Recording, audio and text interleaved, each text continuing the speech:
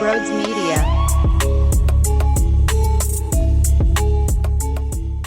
What is going on, everybody? Welcome on in to Sports Talk with Brodes. It is the day after pod. So 24 hours ago, we wrapped up the recap, okay? Wow, did Nick frustrate me. As I sit here now, wow, does Nick frustrate me. But I'm actually going to defend him a little bit. Yeah, I know. You actually heard me say that. I will absolutely annihilate 3 decisions made in this one that I feel are so bad. So bad. I want you to know how bad I think these decisions are. They're fucking bad. Fucking bad. But not every decision he made was bad. I don't want my coach to kick a field goal every single time it's 4th and short in enemy territory. Quite frankly, I want the complete opposite. I demand aggression. I demand with this offense to give them opportunities in late drive situations. You move the ball 6-7 times. You're working it downfield. Some nice runs, some nice completions, and you're moving the sticks. And you get into maybe, let's say, the 30-yard range, 25-yard range of the opposing team's end zone. And it's 4th down, and it's 4th and 2, 4th and 1, 4th and 3. If you settle, that's gross. That's disgusting. Now, there are times in mid-game where the timing, the score, everything could make me feel that falls in the outlier. There are times where it makes sense. In this particular game, whether it was 4th and 3 and the play was there and available, it just wasn't executed, or if it's 4th and inches, you must go for it. Nick was not wrong. And what I can't stand, and there were a ton of national reporters on this, and national analysts, I should say, that were all in on, well, Nick left X amount of points on the board, factoring every field goal he could have taken. But that's silly. What coach kicks a field goal every time? Every time? No. I've seen plenty of teams on 4th and 2 gamble, 4th and 1 gamble, when they're up 10-0, when they're up 7-3, when they're down 7-3. You take that calculated risk, especially with these weapons. Saquon's jumping over people backwards. AJ is amazing. And Devontae Smith blows your mind. You're telling me on 4th and 2, 4th and 3, I don't want them out there with the chance to make a game-changing play? Yes, I do. The 3 areas that hurt you, though, those are truly painful. So let's start with this. Let's start with Chase Daniel on Fox Sports 1 talking why this team is not back. The Super Bowl Eagles aren't back. Now listen to me. Just listen, because I want to make a really good argument.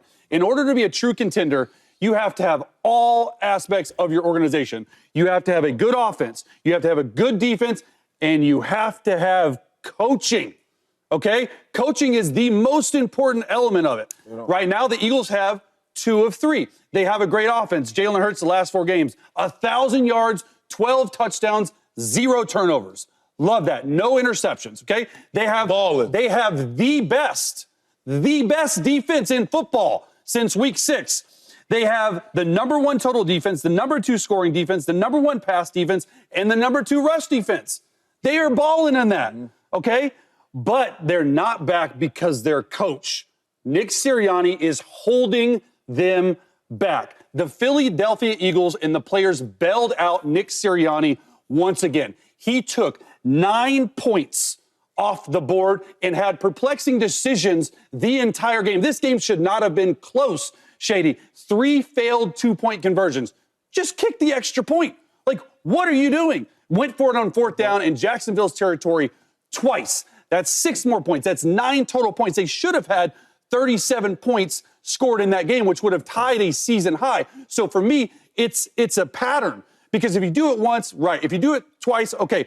When you do it 3 times, and I can go back, and I'm not going to go back because we're moving forward, that's the issue. I've never seen a more talented team come together and their coach continually hold them back. I think the decision-making has been bad. I think the analytics have been bad. He needs to get better. He right now is holding them back from being the Super Bowl Eagles. Wow. So a lot of stuff there, and I want to make it very clear. I agree with everything he said, except being angry that they went for it twice on 4th down when you're on the other side of the field. Good. Good.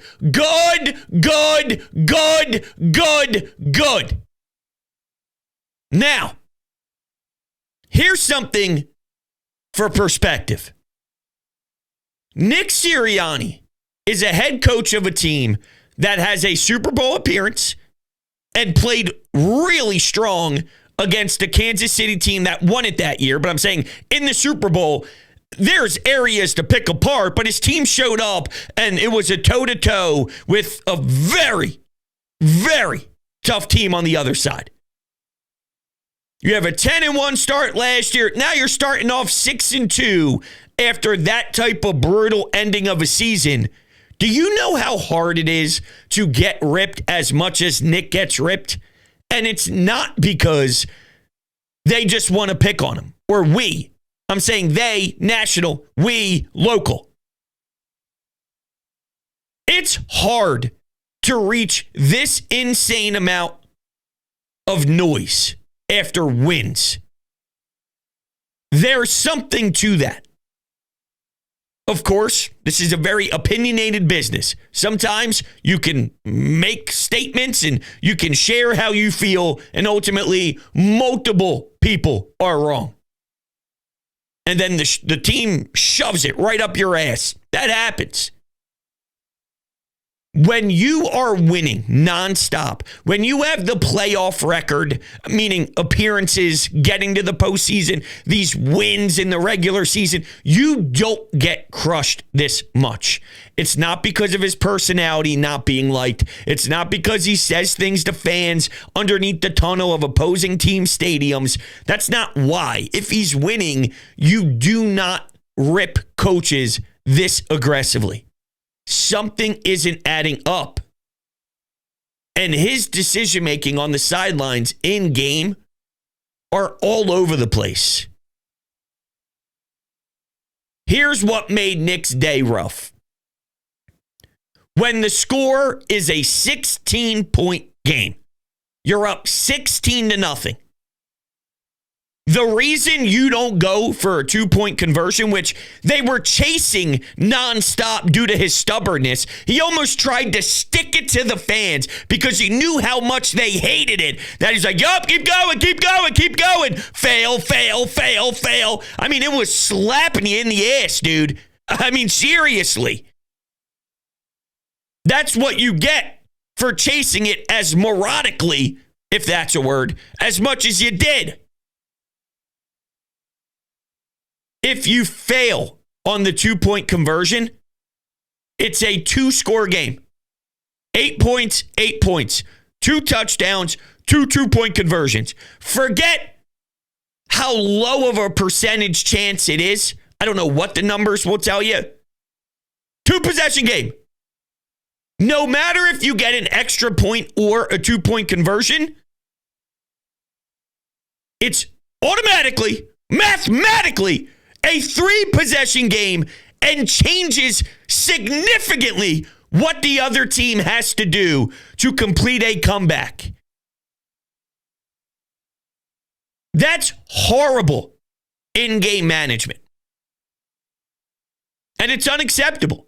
And that level of in-game management really can be the difference in winning or losing a playoff game. And that's the ultimate goal. So, the next area that really hurt me big time. The 4th and inches play call. You do the tush push. It's funny, I got a comment that I saw on the post-game reaction pod, and it said, if he was to get stopped on the tush push for a 3rd time, I would have probably creamed Nick Sirianni for doing it again after getting stopped. No, I wouldn't have. If the opponent stops the tush push on 4th and inches, and it's a 3rd stop, we'll have to reassess and look at the play and why it's not succeeding at the rate we need it to. That's more of for the week ahead, even though Dallas looks to be in shambles. No Dak. A lot of questions with some other guys and their availability. We'll get into that. But when you look at this tush push in this game, even if it's a 75% hit rate instead of a 90+ hit rate, you go down swinging, needing to pick up inches on that play and the success rate, because that is going to give your team a chance to get a first down and be 80,000 times better than whatever play call you have out of your back pocket. And the results tell you that. And here's the 3rd and final. The 57-yard field goal attempt. Let me know how you were going to put Jake Elliott in a good spot after your previous decisions all game long. You can't. You can't. You can't go for that 57-yarder. Short field. And they should have won that game. It was right there for the Jags. You're lucky they stink. You're lucky Doug is on thin ice. You're lucky that they were injured. And Trevor Lawrence might not be that talented. Those are the 3 areas, though, that have to be criticized and really destroyed when looking at Nick Sirianni's lack of execution just from in the middle of the game flow level. He was bad, really bad. Okay, here's Dan Orlovsky on Nick. I love Philadelphia's team. I don't trust the coach. I think this is the only legit playoff contender where the coach is a question mark. The coach is a question mark. No coach takes more points off the board than Nick Sirianni. It's unacceptable that they continue, and beyond lucky that Trevor Lawrence throws that interception. Because if Trevor Lawrence leads their team down and they win that football game, I don't think Nick Sirianni's walking in Tuesday morning as the head coach of the football team. That's that bad. The decision-making, the 2-point conversions when they're unnecessary, the constantly going for it on 4th down. It's almost like I'm talking about Jordan Love. There's a difference between being aggressive and being reckless. And right now, the decision-making is reckless because the team is so talented. The offense has become so explosive. But you got to manage these situations better, because I don't trust them versus Dan Campbell and Sean McVay and Matt LaFleur when it comes to those NFC playoff races. Now, I will say, I'm not in love with every single coach in the NFC, so much so that they're unbeatable, okay? Some of the names that were mentioned there, they're beatable coaches. You can beat Matt LaFleur. Now, if it's Nick Sirianni versus Matt LaFleur one-on-one, just strictly looking at them, then yeah, I would take Matt LaFleur any day of the week. But A.J. Brown, Jalen Hurts, Saquon Barkley, and Devontae Smith can outperform the Green Bay Packers like we saw in week 1, like we've seen this Eagles team beat up on some of these other opponents that Green Bay is definitely better than, but they are not unbeatable forces forces that are, whoa, they're scary. But I guess I do agree, though, that with a game on the line in the playoffs against any of these other NFC opponents, I think he can do something that is so detrimental because one decision sways a playoff win or a playoff loss. It could be one tiny little mistake, one issue, and Nick is going to make more issues than any of those names, even if those names are still beatable coaches. Once again, you do not have the pedigree or the resume of Nick Sirianni and hear these words constantly. On Mondays, you should see Rex Ryan's face in this clip, licking. He's not licking anybody. Listening to Dan Orlovsky. He's like, you're spot on. You are knocking this out of the damn park. The Sirianni experience is crazy. And yeah, he probably is calling certain stuff because of numbers crunched by Howie and what the ownership and general manager wants to do. So if he's being handed this blueprint and says, follow this, and he is, well, Howie's not criticizing the plays the same way we are. But maybe I'm wrong because I did see a shot of the owner, Jeffrey Lurie, in his box, and he did not look very thrilled on what was transpiring in that second half and how that fourth quarter got way hairier than it needed to. No one likes hairy, okay? It was hairy. Just can't happen. So it didn't look to me like the owner was smiling ear to ear. All right, so you heard from two national. Let's listen to local. D. Gunn, Derek Gunn, and Seth Joyner on their postgame show. This one means something pretty massive. Here's the clip. This should have been an easy double-digit win. And yet, we're going to spend the entire week across media platforms talking about you have to take decision-making process out of the hands of Nick Sirianni. You have to. Howie, Jeffrey, call that man into the office tomorrow. Call him in the office right after the game tonight. Tell him, let Kellen Moore call the plays from now on. You just sit there and direct like a traffic cop. Let Kellen Moore make these decisions, and let's see where it goes from here. Now, this should have been an easy. Let me pause that. It was replaying itself. Let me get this straight. And I don't disagree with D. Gunn even a little bit. But just showing you what this means on a deeper level. And this isn't that much research here, okay? I'm not like coming up with this crazy wild concept. Maybe some of you even thought this prior to me getting to my point, which is taking 9 years.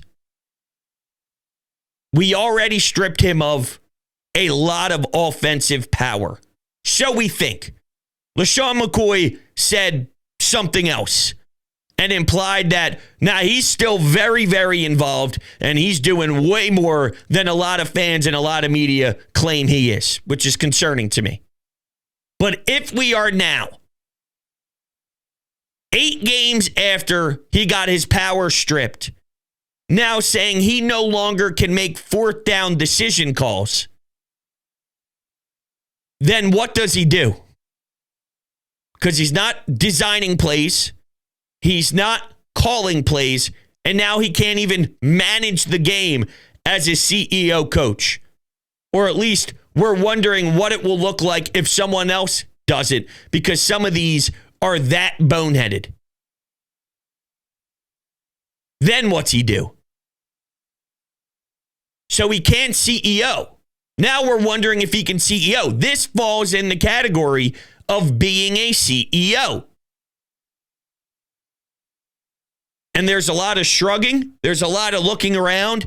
And I'm even getting a sense from Lane Johnson that he's had enough. Each week, this man says unacceptable. This man says not good enough. This man says our offense is constipated. It's been that way for 2 years. He says that you have to blow out this team and put up 40 and you got to make a real statement against the Jags, taking your foot off the gas. And Nick, earlier today, when asked about letting his foot off the gas and how that's how certain guys in the locker room processed it, he goes, I don't think that was the case at all. Oh, he didn't think that was the case. He didn't think there was any of that. It had to be to some level. How is it not? Things were really starting to unravel. And a lot of that because of your own decisions. But at some point, if Lane's going to tell me that on the sidelines, he was feeling that something was taken off the top of this team,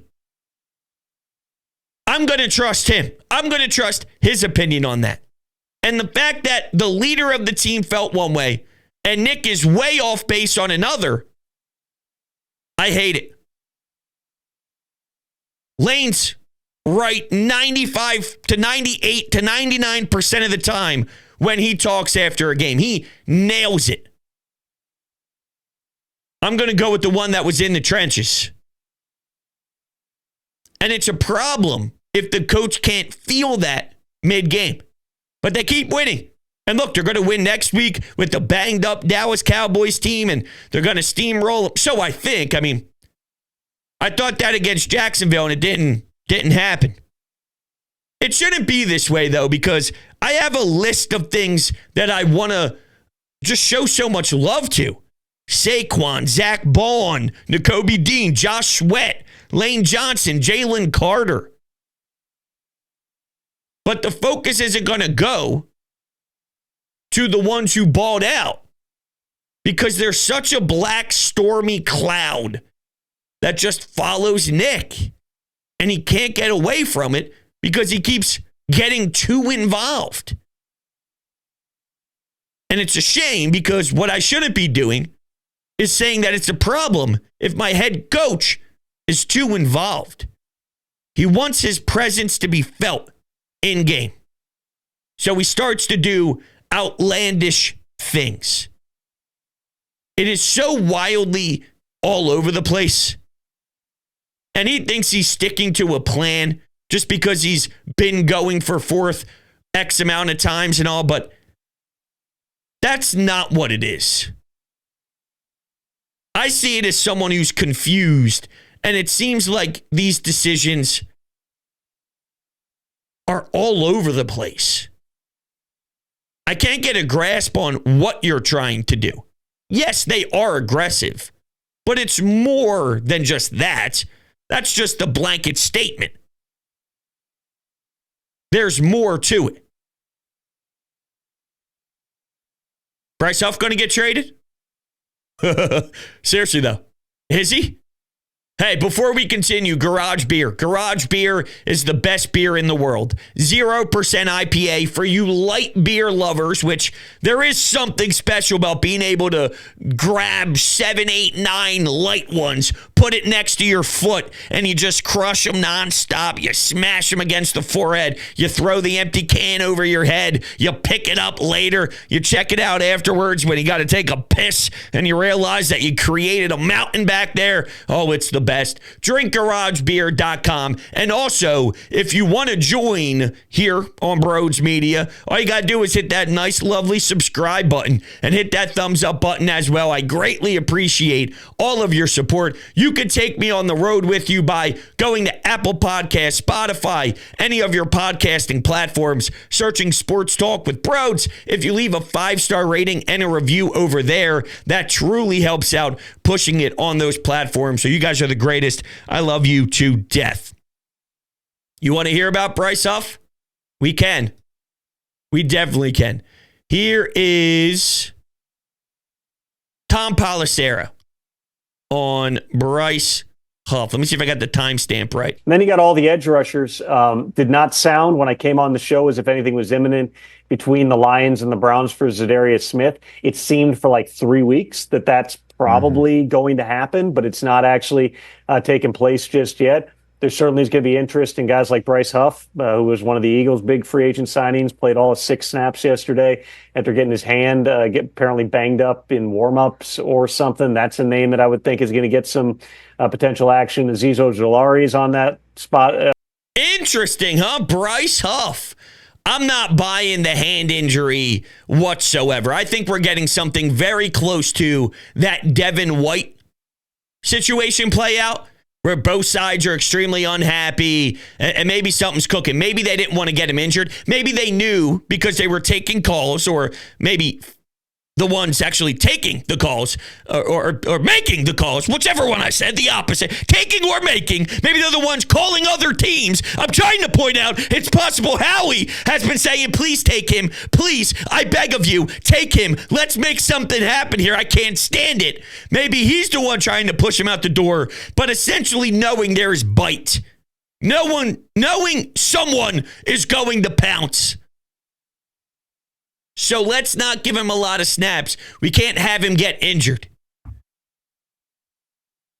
Would you feel good that Howie is willing to sort of like bite the bullet instead of doubling down?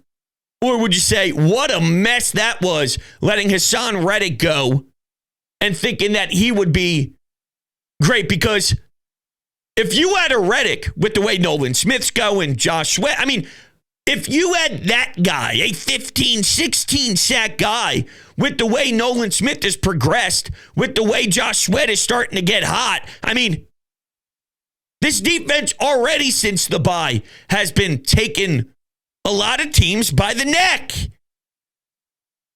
Now, you're missing a layer to this D front.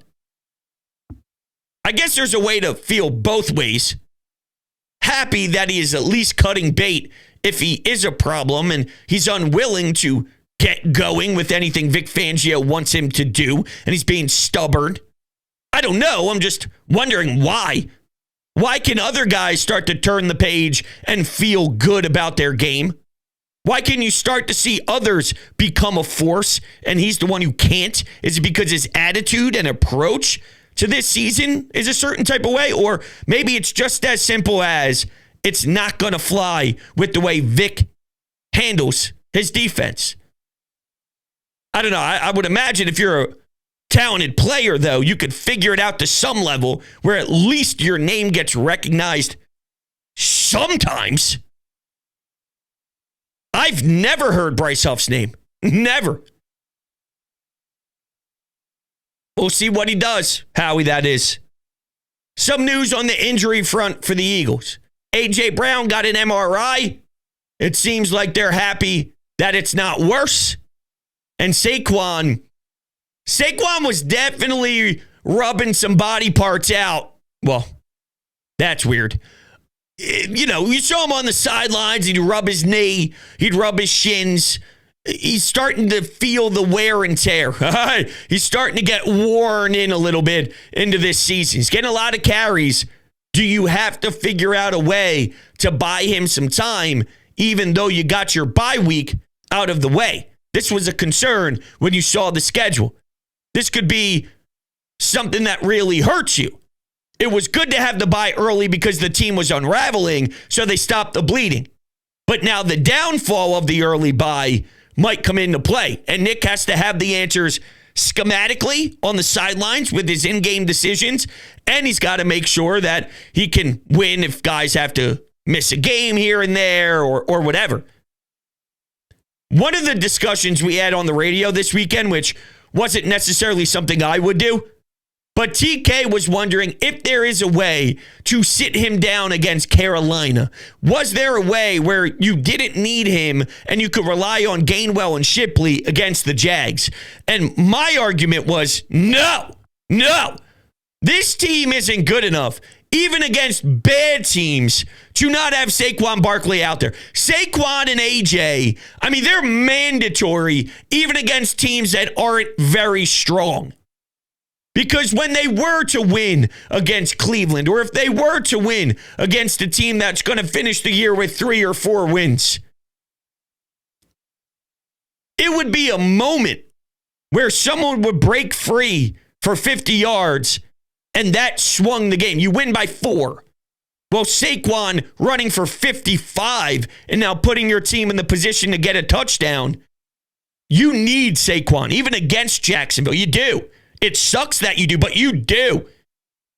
Unless you take the Joel Embiid Sixers approach, which is, I don't care if we have to sacrifice a win or a loss against a potential AFC team or something, just looking at your schedule. And you think that Saquon getting 30 less carries, less wear and tear, you play the long run. So instead of 11 wins, we win 10 wins, but Saquon feels better.